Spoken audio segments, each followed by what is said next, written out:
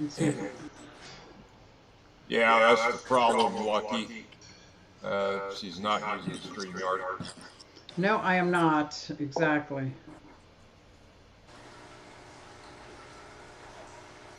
Hmm.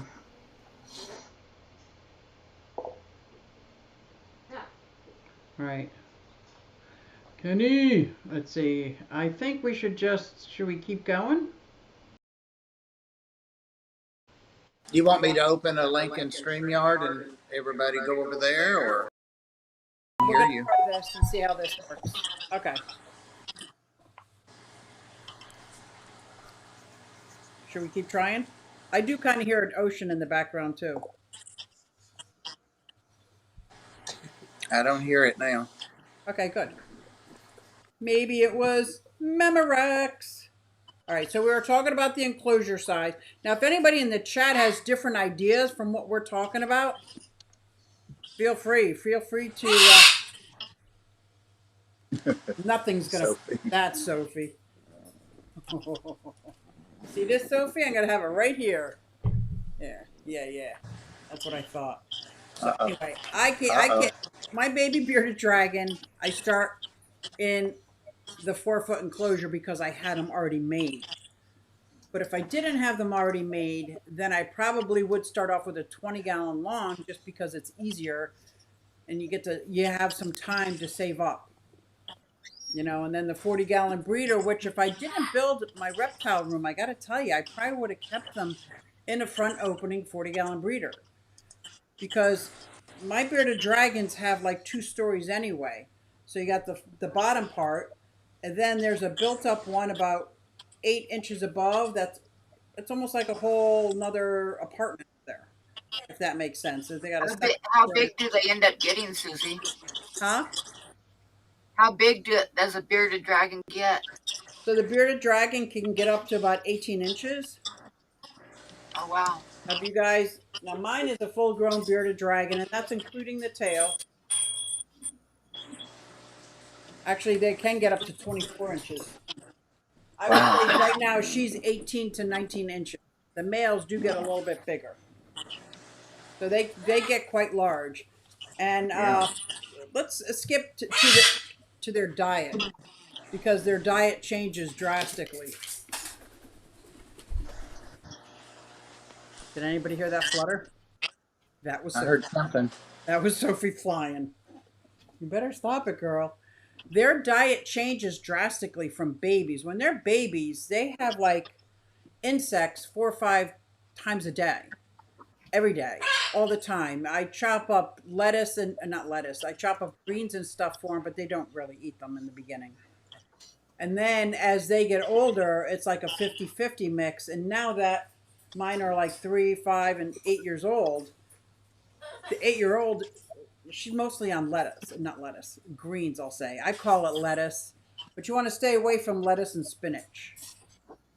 Why is that? The spinach can bind the calcium so that they're not absorbing the calcium. Sophie, don't be rude. I'm not talking to you. She's getting jelly. I'm sorry. Terry and everybody missed coming in. Oh, that's you, Mike. Thank you. Thank you. So what does your agama eat? Well, the research on them, almost everything says that they'll eat mixed greens. Of course, they eat bugs, most any kind of bugs you can get for them. So their diet is real heavy in super worms and crickets. And I was just sitting here watching the male chasing crickets right now.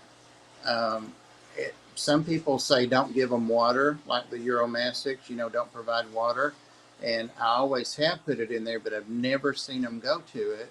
And supposedly they get their water kind of like chameleons. They get it off of their desert lizards, but they, get off of dew and stuff like that off of things. But lately, when I've been spraying like the back of the enclosure, it's just glass, Right. the background. But for the crickets and anything else in there, just so they have something, they've been going over there and licking it and drinking it, a lot. So that started working for them. But almost, I would say 90% bugs. Right. So with the bugs for the bearded dragons, not only do we have the let's see, I have a whole list of them here: the crickets and the roaches and the hornworms and the super worms. I also do some oh, those little treats, little tiny butterworms. What are they called? They're little. Oh yeah, yeah. Yep, and then the hornworms also. It's I look at it like it's like a candy bar. They get it once in a while. Now I do have, and with the humidity, and it ties right into it with the water. It depends on what your atmospheric humidity's at. So if you live in a very dry place that's like 20% humidity, you can have a water dish in there. If you, especially if your guy licks it, or if you're spraying down your aloe plants or whatever plants you have in there, if any, or your detrivores, is that what they're called? Detritivores? Yeah. Cleanup crew. I see mine licking the water all the time, but my atmospheric humidity is already at 35 to 40% all the time. So I don't want to leave a sitting bowl of water in there that would create more humidity. But if you're in a dry climate, because there's so many people like, you got to get that water dish out of there. Not, they didn't even ask what's your humidity at. They just started attacking like, you got to get this out of here. I'm like, I'm good. It's under 40%. And I have a silky bearded dragon, which is the product 1/4 of the time when two leatherbacks breed. One of these animals are born without scales. So all he has is skin. He's a very high maintenance. Um, I look at it like it's a birth defect, not something to go out and seek and try to breed, because these are very high maintenance pets. They get baths almost every day. I have to put a lotion on her. Then I have to make sure the UVB isn't too close to her after her bath or lotion, because she's in a perpetual state of shed. All she has is skin. The rocks, I have to make sure they're all smooth rocks so nothing is cutting her skin. Her hammock has to be, is like, it happens to be made out of cotton instead of the straw. So she's very high maintenance. Whereas my other guys, they rub up against the rocks and the hammock, and they get that shed off of them any way they can. But her humidity is a little bit higher. So you don't I wouldn't believe people who are attacking you if you have a water dish in with your bearded dragon, or your bearded dragon drinks water. Mine drink water all the time. When I give them a bath, they put their head underwater and drink and drink and drink. So it's not like for me, it's not like the Uromastics, who I don't give water to at all. But you See, gotta go ahead. that's another big difference in the agamas and the bearded dragons is the agamas. Some people are very, very rigid about that. You're not supposed to ever, never, and you're not supposed to mist them. Some people do mist them. Occasionally, I'll get a little bit of water on them when I'm spraying it on the wall, but it's like acid. They hate it. They don't like it. Real. Well, they've never touched water except to lick it off the wall that I'm aware of. Yep. That's a big difference, right? Because my bearded dragon, I give them baths to help with their Yep. shedding, especially with their tail tips and around their toes and eyes. Sometimes it doesn't come off, so I give them baths. Plus, it's fun. Yeah. And I only have one bearded dragon, Bagel, who does not like baths, and I don't make him take a bath. But the other ones just like it. They don't argue. They don't protest. Seems to Just they me get. that if they aren't supposed to drink water, they just won't do it. I mean, I I'm know my sure in the desert when it Uromastics are like rains and that. stuff, there's water, Yeah, and my if they don't need Uromastics it, are they just like that. wouldn't drink it, right? The greens that I put in with them are washed. I wash them off, so there's water residue on the greens, and the Uromastics eat every bit of the greens I put in there, every bit of them. Yeah, mine does too. Cool. So now let's talk a little bit about the lighting, the UVB lights, the UVA lights, and the basking area, because I'm curious to know the difference with the bearded dragon and the agama. The bearded dragon, we're going to keep the basking around 105, 110 degrees, and the cooler spot can be down to like 85 degrees, and you want to keep it a big gradient. So the hot's over here and the cooler side's here, and they can figure out where they want to go.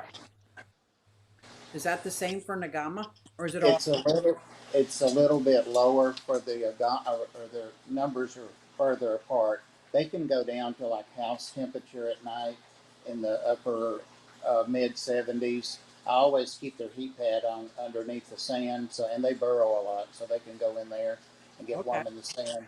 But usually a little warmer, like 120, 115 is their basking, and they love that. And they actually get up on the wire lid and hang upside down on it, you know. And I'm thinking you're going to cook your toes and stuff, so I raise it up off the wire.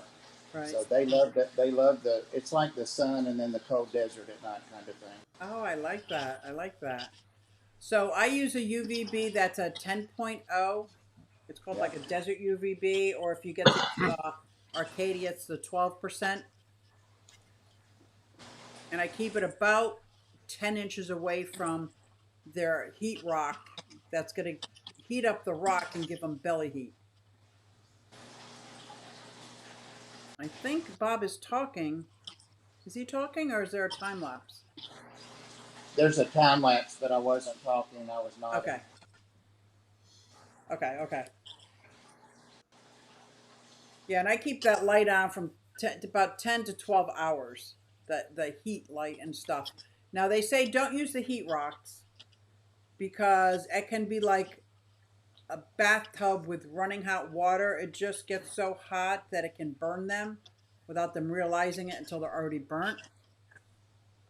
But the issue is, I have a lot of these heat rocks already. So, what I did was I cut the cord on all of them and I use them underneath the basking light so that Right. it actually heats up that rock and creates a belly heat underneath them. So I'm still using my heat rock. I didn't throw them out.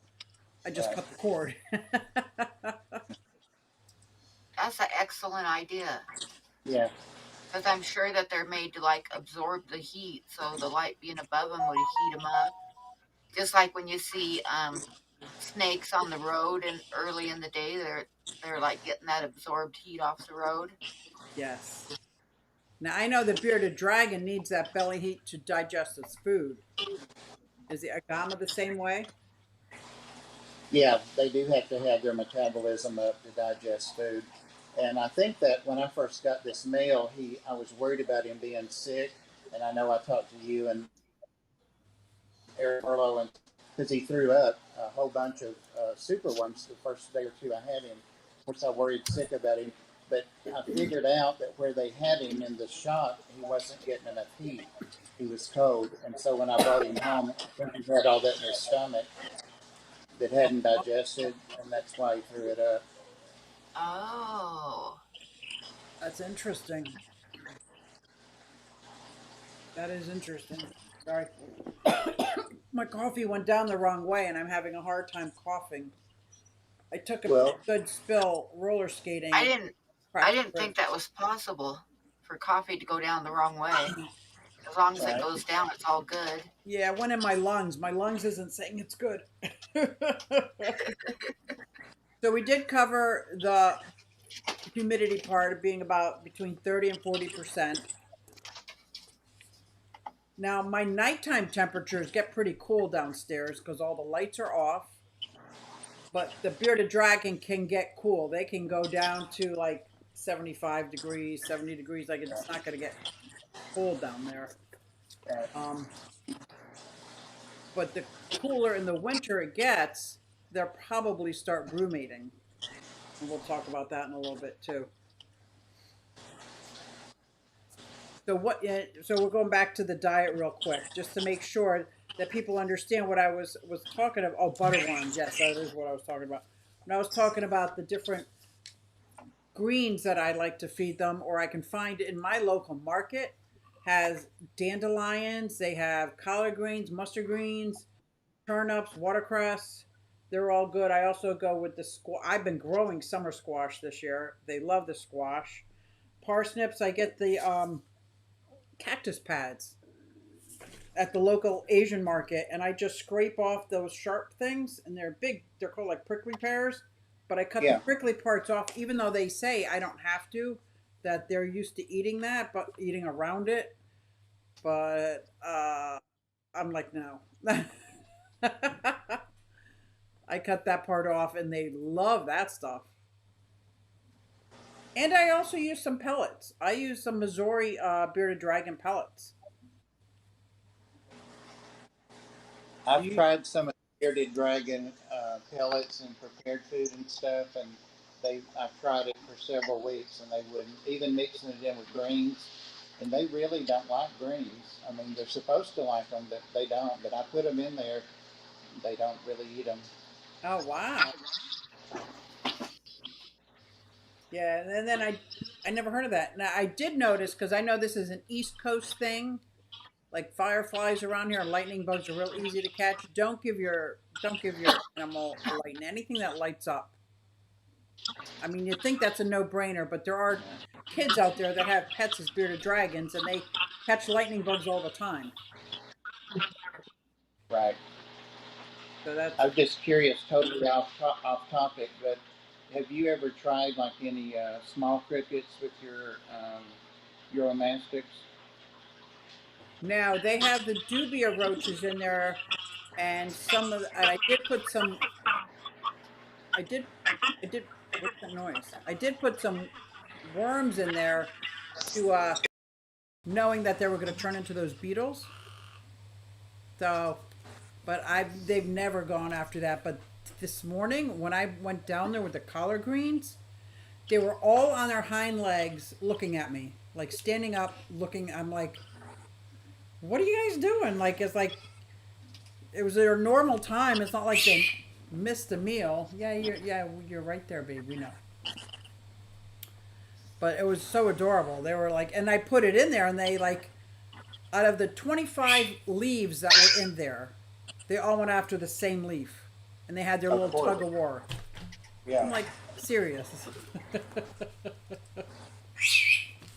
Well, I did try some crickets with the Uromastics, and it didn't seem to know what to do at first, but now it eats them right up. I don't give him many because I know that's a very small part of their natural diet, Right. very Oh, small. interesting. But I give him like three every couple of days, and he gobbles them right up. Now I do have some smaller crickets that I got from my small frogs that I might try that. Yeah. How do your crickets do in that enclosure is so hot? I can't imagine anything but a The Euromastic being first comfortable. the first couple of times I put them in, I would find them dead. Yeah. But now that he's figured out what they are, he eats them Oh, right okay. away. I put them on the cooler end when I start them out. Now what I did is I actually disbanded my Dubia Roach farm, all the breeders and all the babies and everything, and I put about 50 or so in every enclosure. So because I have like 14 of the enclosures that all need a cleanup crew, and I thought, I gotta get this stuff started. I can't wait to order like 1,000 isopods or how many of our isopods I need to get for 14 enclosures. To me, that's overwhelming right now. Yeah. And I tried to get some to breed my own, but that didn't work out so well. It didn't work out well at all for me. So they do much better in the enclosure that I know I'm misting every day with the geckos and everything. So I put all my dubia roaches in, and the Uromastics are leaving them alone. They're not messing with them. And so far, the couple of dubia roaches that I put in there are doing well. I thought they'd be like banging on the door Yeah. wanting to come out because of the heat. So now, can we switch Okay. over to something that's critical that a lot of people don't realize? It's the calcium and the vitamins. Because that tends to get overlooked, especially if you're an owner of a bearded dragon and don't have a car. Like you're relying on your parents to run out and get you. Like you really need these items because just the UVB alone that allows for the absorption.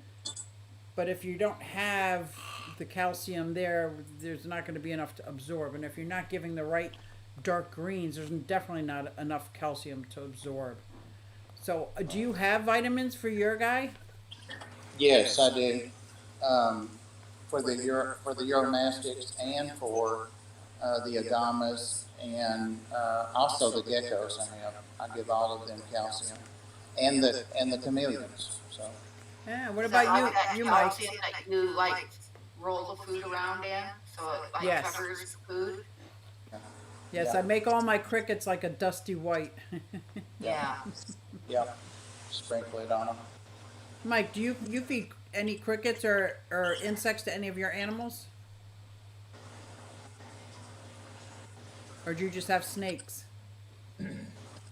No, I've got crickets for the chameleon and the leopard gecko and the anoles. So is that similar that they get the dusting of the calcium? Oh yeah, crickets always go in white. Right. Okay. Oh yeah, I got the anoles. They get them too. So I found this chart, and I don't know how true this is because I just do it 3 to 5 times a week for all my animals, and then on the off days I put the vitamins. But this says the calcium 3 to 5 times a week for a regular animal. If it's a hatchling, daily. If it's a juvenile, 3 or 4 times a week.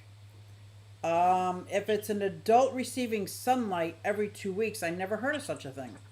I never heard of that. But now that I'm thinking about it, that's probably the vitamins.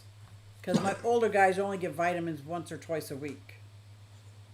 Yeah, well, the calcium's one of the building blocks to Yeah. grow the bones and that kind of thing. So if they're a hatchling and they're growing, that makes sense that they need a lot of calcium. So, but it's a lifelong thing, of course, like you said. Right. So one of the other things that all bearded dragons needs is some kind of, I don't want to say entertainment, enrichment, something to climb on, over, around, explore. Like if I kept mine in a 6 foot long enclosure with brown walls, yeah, they like to hang out and look like little statues, but they really don't. They explore, they dig, they climb, they go all over. So it's recommended that you put different things for them to climb up on, like not arboreal climb, but they can climb up a good 10, 12 inches. Mine does because he stands on his hind legs and gets up to the next level.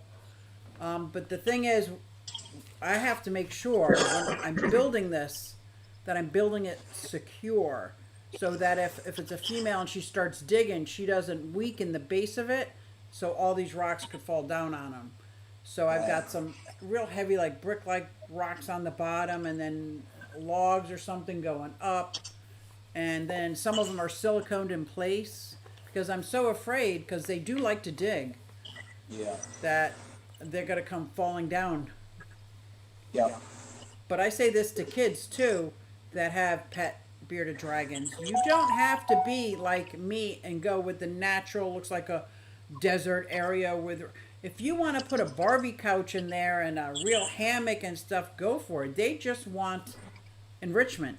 It doesn't have to look like their home. I mean, these are all captive born and bred.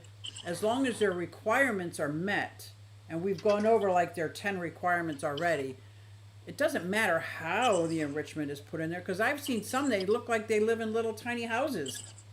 They got couches, a little TV set, a hammock and stuff. I was like, this is the most adorable thing I've ever seen. And I want to pick it apart, and I'm like, there's nothing to pick apart. They have all their needs met. They're eating the right foods. They got things to climb on. Nothing's getting caught. They look like very healthy animals. So I thought, well, who am I to say it has to look like right out of the desert or has to be naturalistic? It doesn't. yeah. And they likely are not wild caught anyway. They're bred so easily, so they really don't care, as long as there's something to do. And But they definitely notice what's going on. The agamas are the same, Susie, not to interrupt, but they're the same. They really are curious, and of course they're triggered by any kind of movement. And when I got the panther chameleon a few weeks ago, I already had the setup right next to the agamas, but when he went in, they started hanging out on that end watching him. oh And I my thought, gosh. not, am I just imagining that? But no, they watch him. When he goes over to his basking place, they watch him. They're really curious about him. My Chinese water dragon watches what's going on in the other enclosures. Yeah, yeah. Yeah. That is so funny. And they don't look stressed or anything. That's what I try to tell, especially the kids. Like, you don't have to, because they're, I hate to say it, but there's so many haters on these some of these Facebook groups that you have to do this and have to do that, and I'm like, you don't have to, as long as their needs are made. They have to have calcium.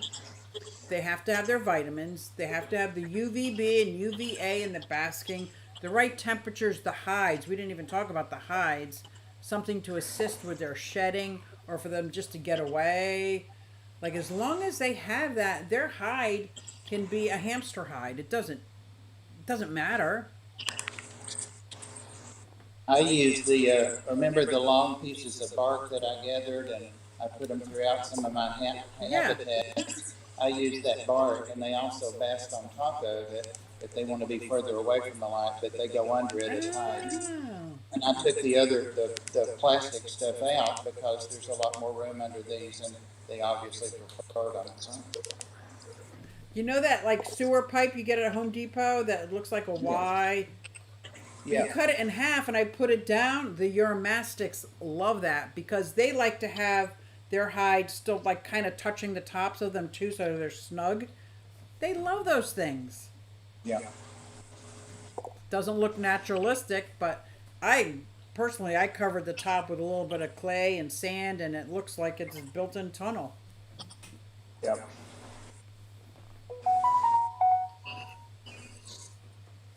Let's see who just recently. Paul McCartney. He just recently got a bearded dragon, Right. right? Paul, are you in the Yeah. chat? Just curious if there's any questions that he has, because I know he loves his baby beardy. He loves his bearded dragon. He does. He does. As do I know I. it's big buddies with his cat. Oh my. Not Yeah. mine. My cat's a kitten, and I do not try. Even right here, because I brought Mona out for the show, I have her in this kind of thing just in case the kitten comes in here while I'm doing the show. My kitten is so curious, and she thinks it's her job to kill things. Oh yeah. But Sophie put her in her place. Paul said, I did. Okay. Did you have any questions, or have we given you anything that you didn't sure about, or something you want to add as well? Because I know a lot of times when you have somebody that's new to the hobby, they do a lot more research and have a lot more information in their head than the stuff that I have in my head. That this is just how I do it after all these years. You know, like you, Bob. Like, this is just what we do. Like, you don't put a lot of thought into everything because everybody gets UVB, UVA, blah blah blah. Well, new hobbyists usually get the most recent developments and stuff when they read it. Yeah, there was something in here that I found. I didn't know they liked red wiggler worms. Did not know that. I have never tried to give my bearded dragon a red wiggler worm. Like, I just, because I use the super worms, and once in a while I get the mealworms, and of course the green hornworms that they all line up at their front when they see me open up that deli cup. Oh my god! Right. Like, you can't tell me that these animals don't know what I'm opening when I open it. Oh yeah. I swear, I think even my little frogs know when I'm opening up their uh, flightless fruit flies. Yes. Oh yes. It's that same sound. It's that They same get deli excited. cup sound. They I'm get just all making sure excited. we didn't miss anything. Ow. I know what we missed. Gut loading our food. So we have crickets and we have worms, and we talked all about this, and it's very natural for us to feed them the food that we're eating so that they have it, but a lot of new people don't understand or may not have heard yet that you don't just go out to the store, buy crickets and give them the crickets, or get worms and give it to them. Like, you want to have them for a couple days and feed them healthy foods. The foods that you want your bearded dragon to eat, feed your insects. Does that make sense? That's the only way I get any vegetable of any amount into these agamas is through the crickets. I'd forgotten that, Oh but my yeah. gosh. I'm telling you, even my Chinese water dragon now will eat greens because I just every morning because I got so many enclosures. Sometimes I throw greens in the wrong one, like it's not gonna hurt them. But I got the tortoises and the parrot, and everybody's eating the greens and the Uromastyx, bearded dragons. I threw it in the leopard gecko. They were out drinking the water off it. I was Wow. like, oh, maybe I should miss their tank too this morning. Yeah. Yeah, but gut bloating is pretty critical. Pretty critical because I don't know what these insects have been eating. That's What why I about don't catch them outside and give them to my animals. no? I What live about some of not the so in a rural. prepared foods? Huh? What about some of the prepared foods that you can get for crickets? Now, I use those sometimes too, intermittently, or have that on the side. I Can't remember the name, but like Flugers and some of those things Yep, make I them. always have them on the side because I'm so afraid my crickets are gonna dry up and die. There's so many times early on that my crickets didn't make it overnight. Like Yeah. so, if I don't have a potato, because usually I dice up a potato and I sprinkle that everywhere Yeah. because that's got wasteful food, but it's got food and it's got liquid in it to keep it alive. The same thing with those flukers, those little orange things. It's like hydrates them. Yeah. It's always there in a pinch. You're right. I forgot about them. And when I'm done with my crested gecko food, like there's a little bit left over, I put those containers in with the crickets and the worms, so they can eat that leftover, and I give fresh stuff to the crested geckos. So they get like a whole variety of food. Then make sure that they can fill their belly with, like you said, that might be the only introduction to eating vegetables that somebody's baby, like my baby bearded dragon, took a long time to figure out how to trick him to eating greens. I had mince it. It's a real small dice. I mince up the greens and mixed it up with the worms. So in order to eat the worms, there were greens on it, just for him to get used to the flavor. Like, okay, like it or not, you're gonna have to eat it. And that works out well. It doesn't work for Sophie because she eats around it, even if it's minced. I think I told you a couple weeks ago, my Uromastyx, he really will not eat the salad that I've made in the morning. I make enough for 2 meals, and he will not eat it every night, so I just stopped making it. Or if I make too much, I don't want it to sit in there all day and just dry up. Right. I give him nice relief, but I have to make him fresh salad every night. It's so weird. I don't know if it's the cold Oh my or gosh, what. that's so I funny. don't, it is, but I'm going to start using what's left over and putting it with the crickets and Yeah. not wasting it. Yeah, that's a good idea. That's a good idea. I've been throwing some of mine in my red wiggler farm. That's a good idea too. Yeah. Oh yeah. But I do have one animal, my bagel. He likes the crispy greens. So his is the only enclosure I don't take his old stale greens out because once they're all crispy and dried up, I see him in there eating them. So he likes those. So I Yeah. let him have them. I kind of gotten off on Uromastyx a little bit, but I don't know that many people that have them and to talk about them. But do you ever give your Uromastyx like I give, not every day, but maybe twice a week, just some natural, all natural, no sugar, no nothing in it, just pureed baby food, peas. I gotta try that. Oh my God, he'll sit and eat a teaspoon of it now. Yeah. It only lasts I a gotta couple of try weeks, that. but yeah, he loves it. He was slow to start up to eat, and that was somebody said try that, but now he's addicted to it. So Dragon says carrots are good for mealworms and dubias. Carrots are like the potatoes. They're good to chop up, and they stay moist and good for a long time. Not that's good what I like we would feed eat. my dubious carrot already sliced. I get them already sliced and drop several slices in. Paul says I buy my bugs from store 6.5, 3 large containers. She is now eating more vegetables. Isn't that great? I don't know what That's awesome. 6.5. Oh, a good scale to tell if you don't know how big the cricket should be with your bearded dragon or your dubia roach. the distance between the two eyes is a good scale. So if the distance between their eyes is only that big, the cricket should only be that big, or the dubia roach should only be that big. So I read that a long time ago, and I kind of use that as a guide with everything except for the horned worms, because they're just disgusting. I mean, they just chomp into them and they go. It's pretty gross. Now I didn't see if there was any questions, but I think we covered everything that I can think of all the basic needs for a bearded dragon. Obviously, you can go above and beyond and do lots more.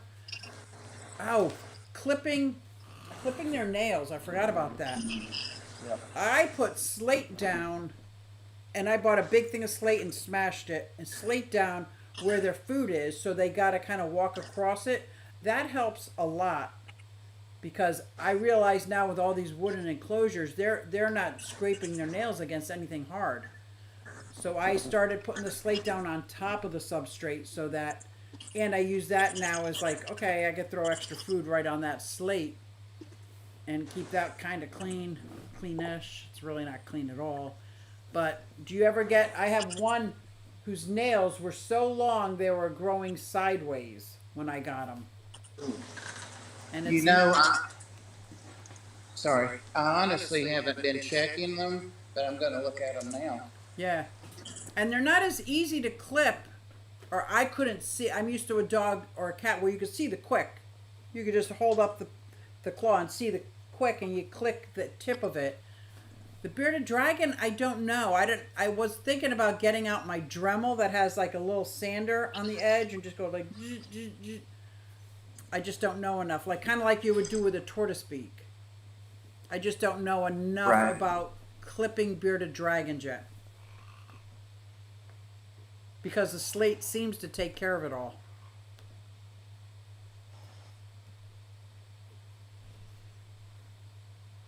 Oh, and Paul has a very good point. Oh, good. Look at, we get to see your baby.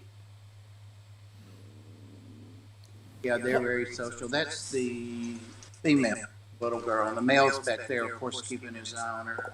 I see it. I see his little face. Look at that. But yeah, they and this is they like to climb up on this big log. It's like a redwood thing, but their tank is filthy. I need to clean it. No, I I'll love put a what you little bit a did week. in there. I love what you did in there because you got the cholla wood, you got the rocks, you got limbs, you got all different Lots- textures, sizes, and shapes. They get under the sand back there, and there's their water bowl over here. I've got a delay. Their water bowl is bone dry, you see. Yep, yep. But Don't that's even worry good. about it. Right. But yeah, they're very friendly. Now, I remember Paul talking a little while ago that he wasn't sure about the UVB or UVA. He said he just changed out his light bulbs and his baby's a lot more active now. So that was good. And then, of course, Yeah. the rule of thumb is like twice a year. I like to do it spring and fall, but you can pick anything you want. It's kind of like your batteries on your smoke detector. You don't wait for them to go out, you just change them. I just did a bunch of mine, and boy, it adds up. Like the chameleons, I got them in September Yeah. last year. Well, in a year. And So I did them in the spring, but I just did them. I didn't even go into the quality of the different kinds of UVB lights, the spiral versus the long versus the strip. I would really like to get an expert on here to talk about the quality of lights and how dare some of these companies put out what they're calling a UVB 10.0 and it's crap. You know, like I don't even see how they can get away with that. But I would really like for us to get somebody on here who's done some studies and has some real evidence of what is some of the better bulbs to get, you know? Because these Yeah, are things I a looked lot of at some keepers at know. Walmart. I'm I sorry, looked Bob? at some at Walmart, and I decided not to get them because I didn't know the brand. Exactly. The brand or how long it's been sitting on the shelf. Yeah. Or if it's very easy to swap out, because I know there's people out there that take their bulb, swap it out with a new bulb, because like you said, they're very expensive. Yeah, they are. And especially if you get the all-in-one, not the halogen, what is it called? The all-in-one. Yeah, I know that word. It's a word you never hear. That light bulb is so expensive. The linear T5 tubes are the best. Yes, I've heard that not only for aquatic plants. I do have some T8, but the T5 and the long bulbs, like they look like fluorescent bulbs, and they give it a lot more. What do you call it? More even UVB. And for my chameleon, I actually have it from the top going down. My water dragon top going down because his enclosure is like 8 foot tall. Oh So wow. if I just put it on the top, he can be down 2 feet and I have absolutely no UVB. So I have that like the T5 that he's talking about going down. Arcadia is the best, but Zoom Eds are Arcadia. pretty good That's right. also. Okay. Arcadia just started coming into this country, didn't they? Like I don't remember seeing a lot of Arcadia, Yeah. and now there is a lot. But I do remember our UK friends talking about they're the bulbs that they get. They had the deep heat bulb. They had all that long before I saw any of it here. But now our stores are starting to get them. I wonder if the big box stores carry those yet. Ah. So I think for me it's time to start swapping over because now it's fall. I'll start swapping over bulbs one by one by one by one because I can't do all 14 at the same time. But Right. then over the winter, I will start like when we go to the reptile show. Thanks for the heads up there, Bob.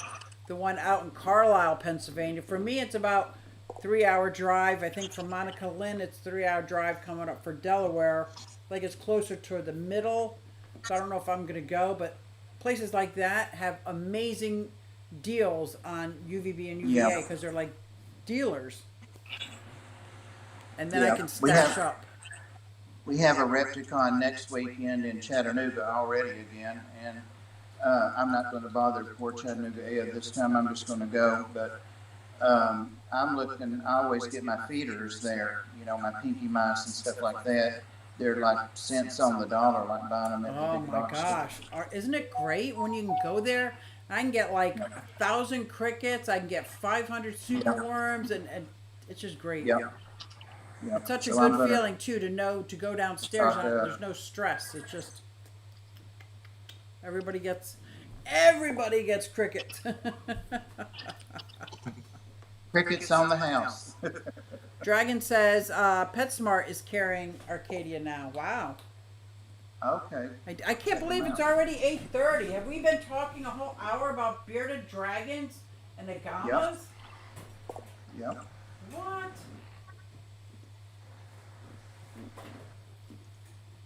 Alright. Well, I'm bringing back out Mona because she has to go back to her enclosure. She's the only reptile that I have upstairs. She's actually in my living room because I do want her to have babies. Look at that red beard. You are so Yeah, she's beautiful. got her whole face is really red. You are so beautiful to me. Love her. She is.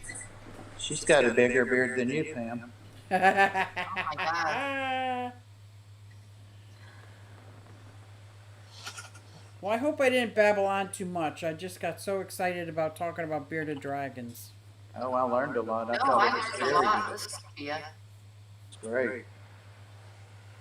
And I think bearded dragons is such a good topic because so many people think that they're like a starter pet, which they can be, as long as you can afford the lighting and the enclosure. And once the setup is set up, then it's fairly easy, especially as they get older, because they're basically eating the food that you had for dinner the night before.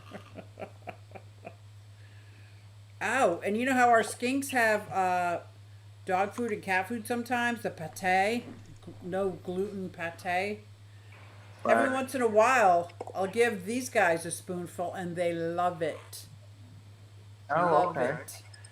It reminded me because I was giving them the bluey, the meat version of rapashi, Yeah. and they love that. They absolutely love that. What else? Like I just like frozen vegetables. I'll throw if I have the mixed vegetables, I'll throw handfuls in their bowl like it's just like a little treat. It's not something I would give them every day all the time, but I didn't say I was the perfect bearded dragon keeper, but I love my babies. That's the what you call it, baby food. Yes, exactly. I just get it in the little plastic things and then close it back up. It says don't keep stored over 2 weeks. I don't know what brand it is. Probably Walmart. Okay. Who's saying quick recap? That's funny. Quick recap. You ready? 40-gallon breeder for Ready. medium size, 10.0 or 12% UVB, basking light, 105 degrees, cool area, at least 3 feet away at 85 degrees so they can keep their cells. 40% humidity. When they're babies, they eat insects 4 or 5 times a day. And as they get older, it's like an 80-20 ratio with veggies. Then that starts to switch. And then as they're older, it's the other way around, 80-20%.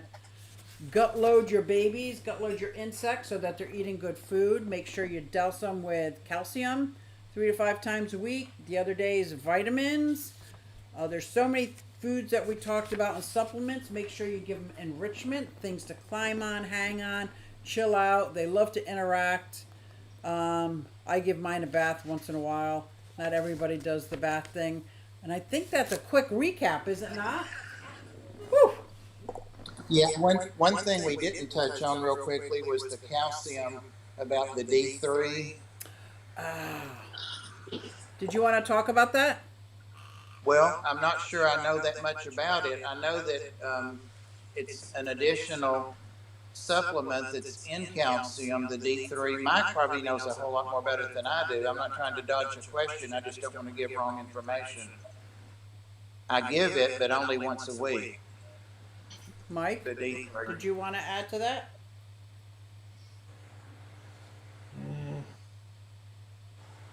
Can't really think of anything. So I know my understanding was like I have the skinks outside in the summer in their enclosure.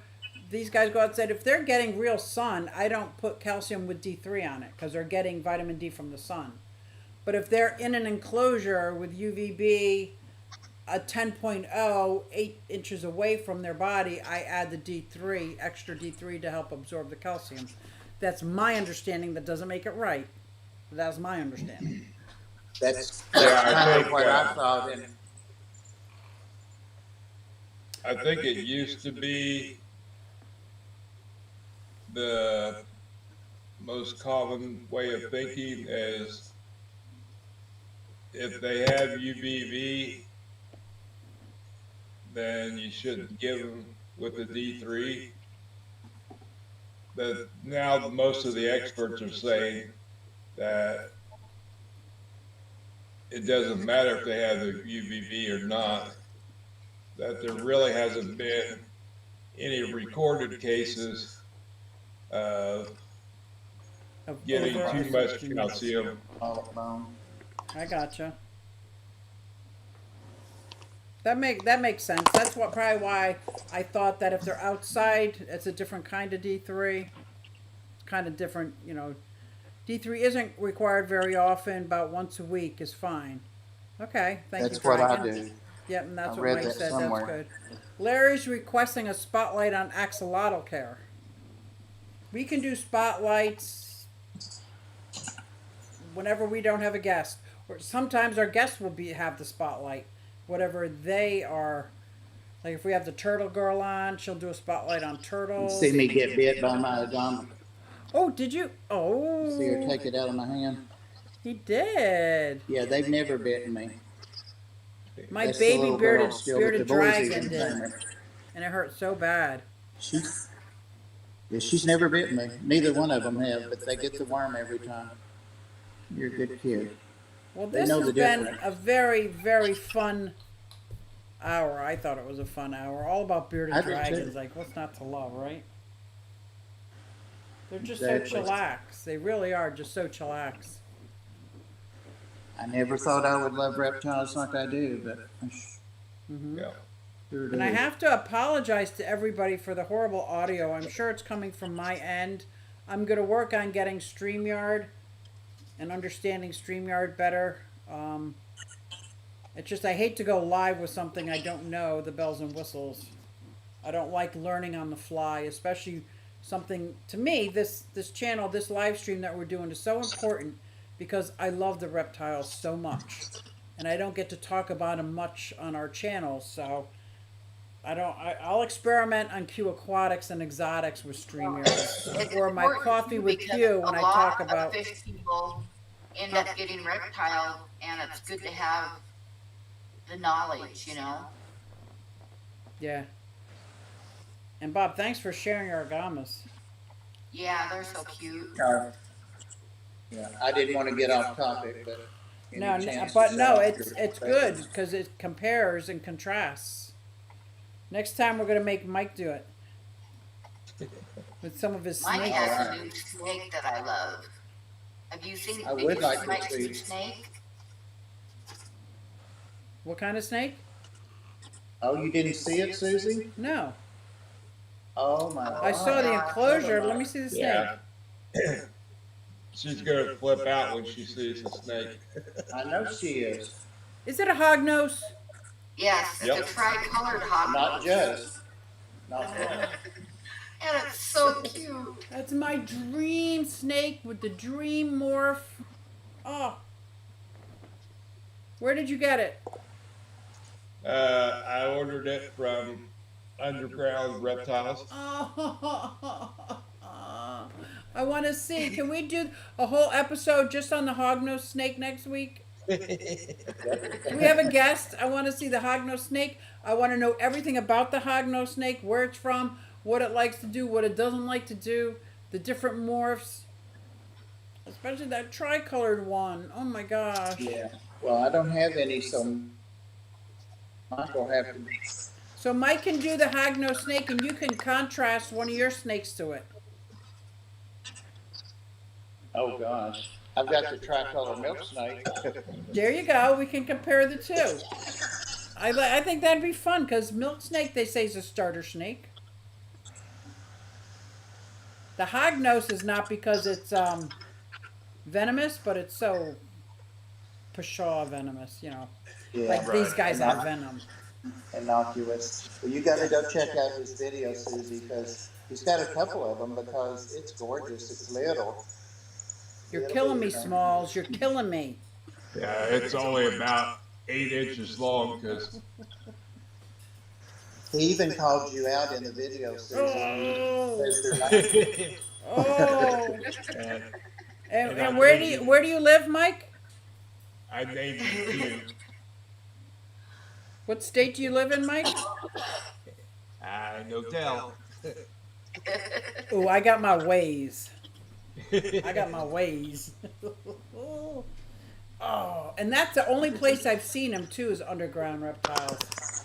I saw that they had. Oh, Yeah, they just got a little batch of captive bred babies in, so oh, are they? Is he eating live food or is he on frozen? I just got him Tuesday, so I haven't tried to feed him yet. All right, I'm gonna go binge watch. You better make more shorts too if you got shorts on them.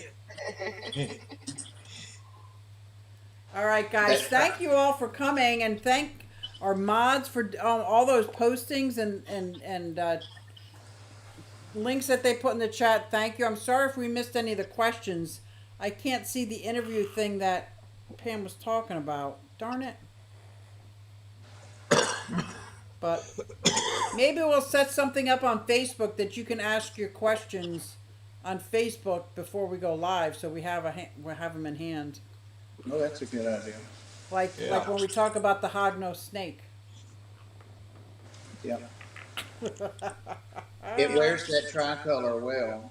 Oh, I've always liked them, kind of, but I just haven't ever got one because I thought they stayed hidden all the time, but maybe not. no, not from what I've heard.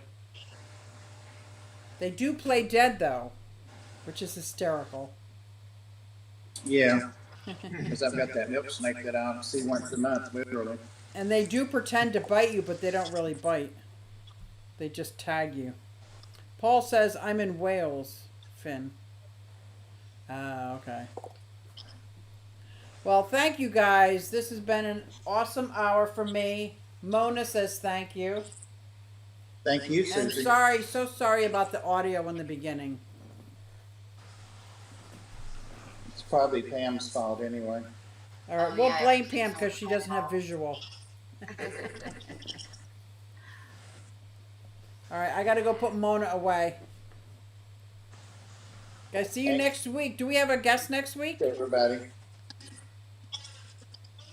I think we have a Got guest requests next. out and invites, but I don't know if we have anybody confirmed. I don't No. know. Did somebody talk to Lucky Smith too? I did talk to him, and he said he didn't think he would, have a lot to offer. And I said, well, a couple of us thought from your comments that you would. So I don't know if he saw that. I asked him to reconsider, but he may Oh, not I have seen think he it. would have a lot to offer. I think he would have a Very lot to offer. knowledgeable, and I would love to see him up here. As well as I did- Dragon. Why is he dragging his feet? Yeah. He likes to eat, so he's working, Susie. But yeah, right. So until we get guests, and we will have guests, we're gonna do a different topic, different species. We're gonna cover every reptile that the four of us own. So Dee Dee will be doing one on her nose. Oh yeah. Oh, that would be great, wouldn't it? Yep. Awesome. All right, guys. Until next week. Okay, good night, guys. Good night. Night.